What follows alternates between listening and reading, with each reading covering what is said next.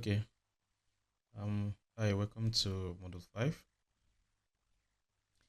In this module of our academic course, we'll be looking at automation and business process design, right? As a functional consultant, Dynamics functional consultant, a lot of the implementations you'll be doing, right, will require that you incorporate automations, right, using Power Automate to achieve some things, right? There are some automated activities that the clients want to achieve, and Power Automate gives you that full power to achieve them. And that's what I'm going to show you how you could go about that. So let's just use our course item to flow with that. So why automation matters in Dynamics 365, right? So automation is key because it improves efficiency and reduces human error. So things like let's say for the system, the customer wants to be able to send birthday notification by the system to customers when their birthdays dates have reached, right? You will not want people going manually going to check, okay, who are the persons that have their birthdays today, right? The system, you could automate that, and where you could do that is with Power Automate. So it also helps you to ensure consistency in processes like approvals, reminders, and data updates. So let's say for each process that has been triggered, the approval flow, you want it to pass through every designated person. So things that will help you to encompass that is the automations. Also, lastly, it enables proactive and intelligent customer interaction. So there are some things that will just happen. Your customer will feel good, right? Okay, for some of the birthday notifications you get, you might think that somebody behind the scene actually knew that today was your birthday and sent you the communication, but no, it was an automated flow that was set up, and that automated flow is set up to trigger whenever the day for your birthday come, and it sets only persons that day is their birthday, right? Filters out their email, filters out their phone number, and boom, you get those notifications. So that's the power of the automation. So the part of Power Platform. So Power Automate now is the part of Power Platform that enables workflow automation across Microsoft and third parties services. So for repetitive tasks like sending email approvals, data sync, that's what Power Automate helps you to do, and it helps you to reduce uh, mundane tasks that needs to be done, and it's low code, so you really don't have to write any code, or if you do, just minimal, right, to get things done here. So which I'll be showing us shortly. So there are different types of Power Automate flows. We have the automated cloud flows, we have the instant cloud flows, the scheduled cloud flow, business processes, and we have the desktop flows, right? So let's see how we could go about accessing the Power Automate on our system. So when you go to your system, right, make.powers.com as usual, and you come to your solution, right? So to create any flow, you could just can see cloud flows here, right?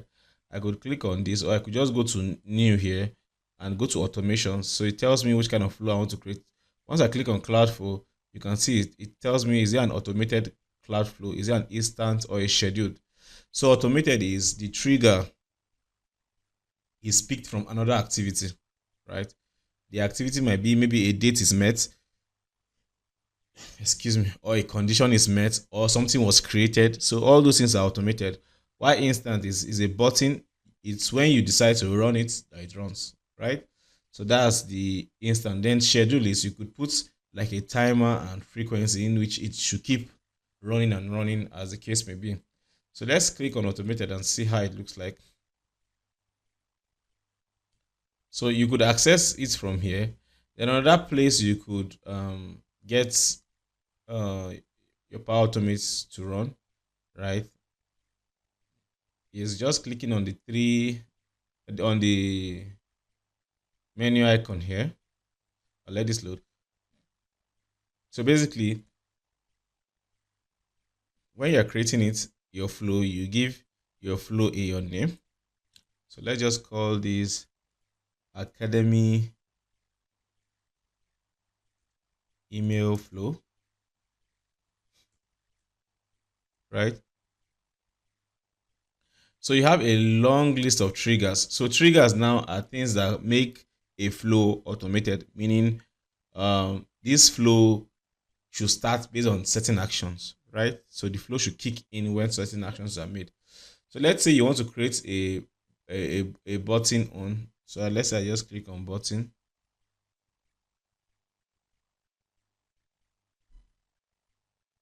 It's not coming up here. So, well, I think okay. Let's create an automated one, meaning it's triggered from an activity. Let's see which one we can pick here. So let's say based on Dataverse now, right? You want to run a notification when a case is created. Let's use that option now. So I select, let's say this is my Dataverse. So all these are triggers, right? I then hit on create.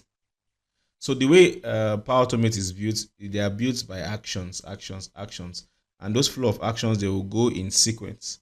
So let's say this is now my trigger. My trigger now is when a role is added, modified, or deleted.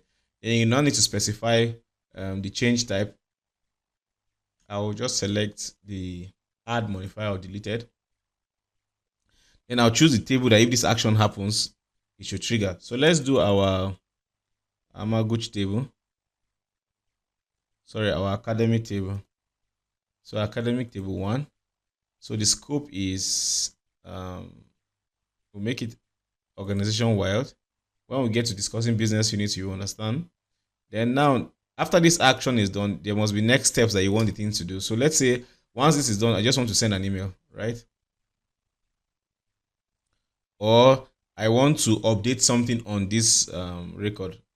So there are different actions you could get. There are points whereby I could pick things from Excel online, right? There are different built-in actions. So all the actions built in, you can see all of them here, right? And they are extensive. This one, you have response to a Power App flow. So let's say you're building a Power App flow, right? And you want some actions to kick in based on maybe people clicking a button or as the case may be. So this is where you use the response to Power Apps.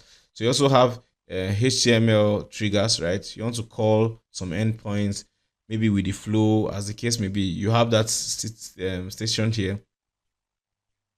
You also have like a time checker. So you maybe want to put like some time delay in between your flow. You have that. We have the option of capturing JSONs, composing them. We have switch. Switch is where you define conditions, right? So if this happens, you want it to continue in this part of the flow. If this happens, you want to continue in part on this part of the flow. We also have the do until, the apply to each. So there are a long list of available actions that you have from Power Automate.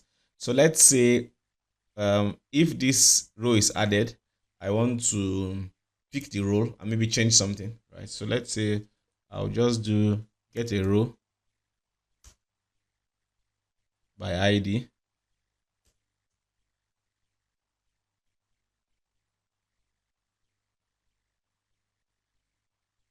So let me just do Dataverse.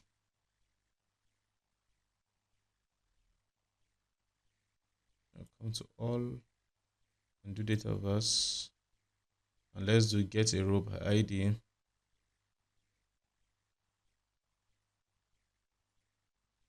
So let's say it's still, or let's say once this record is closed here, we want to just create a new record in our second table. So I'll just call this, the table name is Academy 2, right? This one. So once a table is modified, closed, or deleted here, let it create a new record here. So for this one, I'll be changing this. So I just want to build a very simple flow. So let me just do Dataverse and do add a new row. So this will just create a new table, and I'll call this Academy 2. And the new column, I could just pick the same information from here. So I'll call this student name, just like we have from here, student name. And you can see there are no other information. So let's say I could leave every other thing the same, right? And I could just hit on save.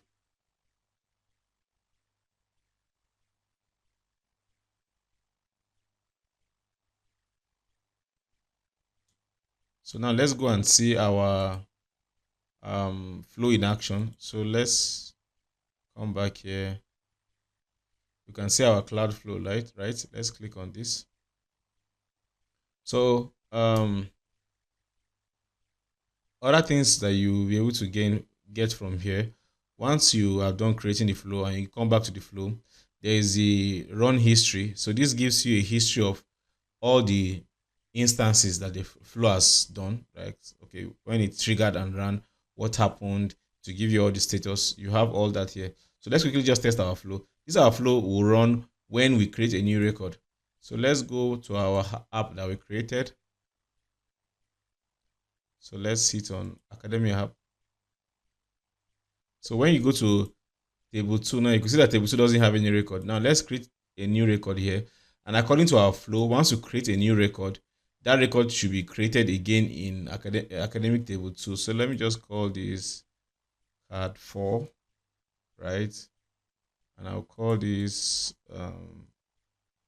Peter Andrew, right? When I click on enter,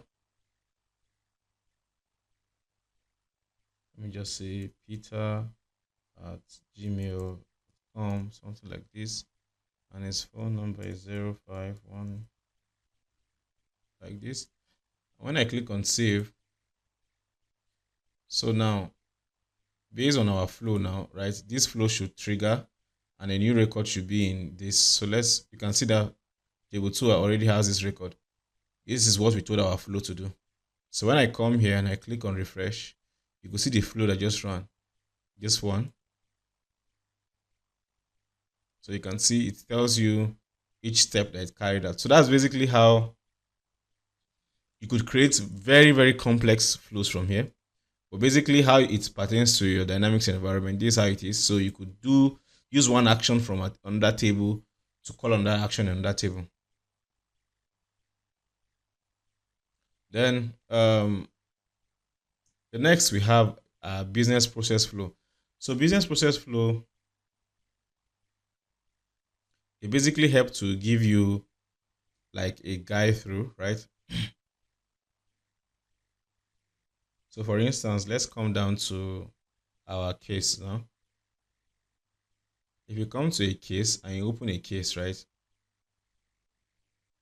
This stuff you're seeing up here, phone to case process, is a process flow that guides people from a phone call that was converted to a case, and each action that the users can do, excuse me, sorry, each action that the users can do down to getting them to the result. So let's say your customer actually have some things that people need to do at different stage in a process, right? So business process flow helps you to do all that. So let's go and see how we create business process flow. So I'll go back to our solution, right? And what we want to create now is a business process flow. So I just click on new here, and then you go to your automation. Under automation, go to processes, and you see the business process flow here. So I'll click on this, and so I'll just put a name here. I'll call this Academy Stage Flow, right? So something like this. And where the entity we want to put that was academic table 1. So you just click on create. So once you're done creating it, it opens this new UI for you, and you will now define your various stages, right? You will then define your various stages. So now let's show how we could just add some more stages to this. So let's call this let me just call this capture stage.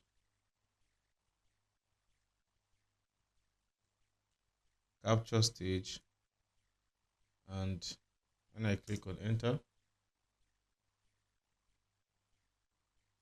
so you can see the change to capture stage. So you can now define what are the things that you want to collect here in this capture stage, right? I could add more data, right? For what I want to be able to capture here. So when you click here, you can add new stage, right? So you can see this is how you add new stage. Just click on this, do add new stage. So let's say we just want to do 4 stages, right? Good. And if there are a case where you want to have conditions for the to know which stage to continue, that's why you have this conditional statement, right? You declare your condition from the previous stage and you declare where it should go. So let's say for this one now, we want to add new data steps, right? We could add new data. So when I click on this is where you could now select which data from that entity do you want them to, if they passed in, that determines that that stage is complete. So let's say for this one now, right? I just say student's name, something like this. And the data that speaks to this is student's name. So this. So I can tell if it has to be required or not, right? Then I can just click on apply. So let's say if you populate the student name, then this capturing stage we are done. Let me delete the second one. Then for this next one, let's say what we want to collect is communication.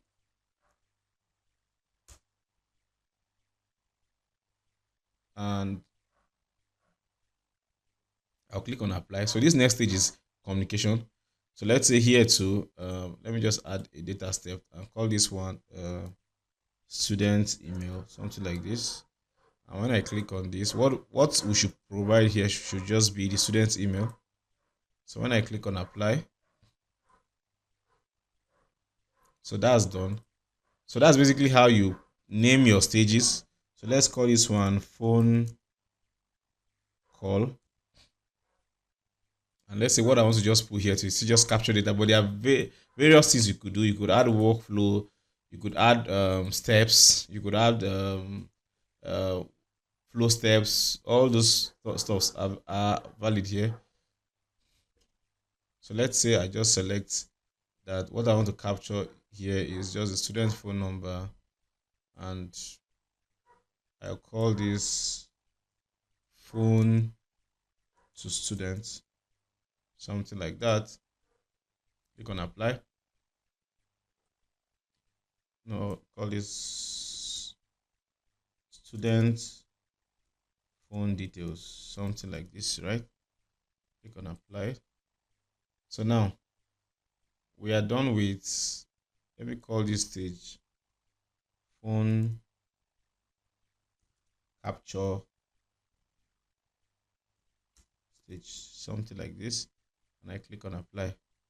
So let's just delete this so that we'll minimize what we're creating. So when I delete this, so now let's say we are done with this, and let's apply it and see how it looks like on our form. So let me just save this first. When you come to our table 1, right, and you open a record currently, you can see that there's no process here, right? So when I go back here, and you see I've saved this, so then let me activate this. Okay, it has an error. Let's see the error it's having. Okay, on the phone, we didn't select the data. What we want is student's phone. So just click on this. Then we'll save. So once we are done saving, then let's activate this.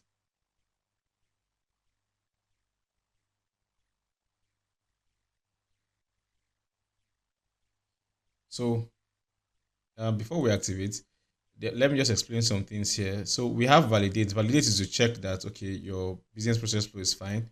The next is order flow. So you might have maybe multiple flows, right? On an entity, you want to order which one should be at the topmost.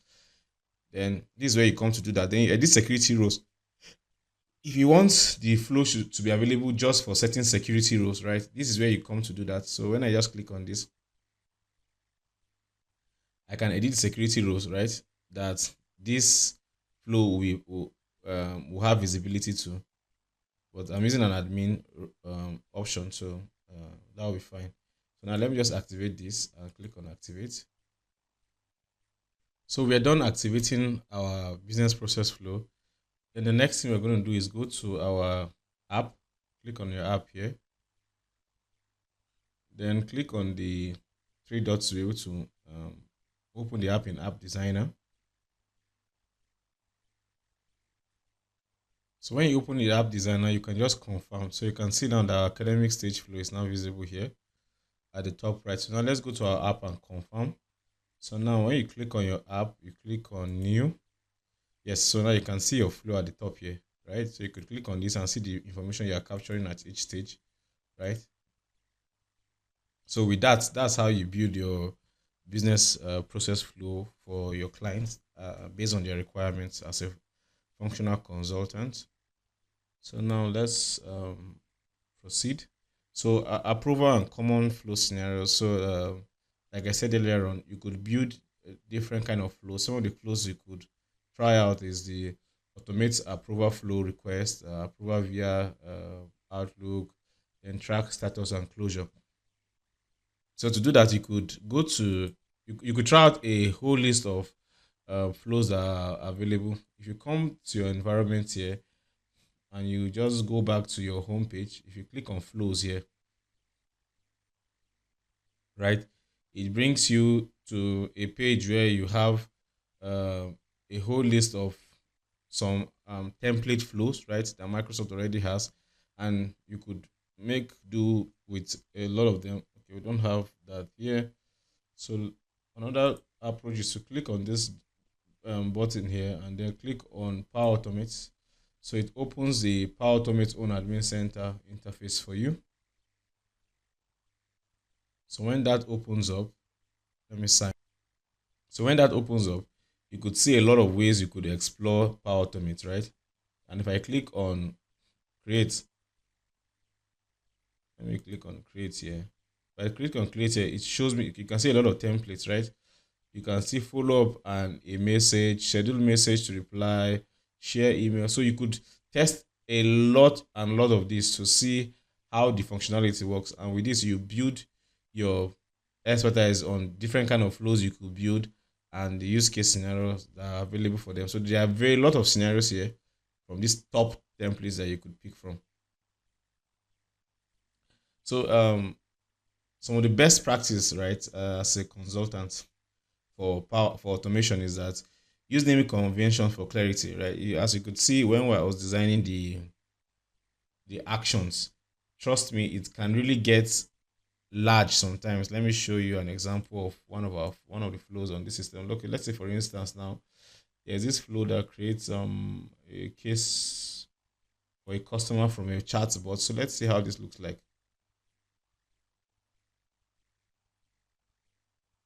So you can see how you'll be able to see how sophisticated some flows can become. Right? You could see things like this, right? These are really, you could see the names that are being used here. It's easier for you to be able to tell what is inside them. So you could see where the switch case is being used here. So things like that, right? Ensure you are using naming conventions that you are familiar with, because the flows can become very, very robust. And it's your naming convention that will help you to be able to read through and know what's actually going on.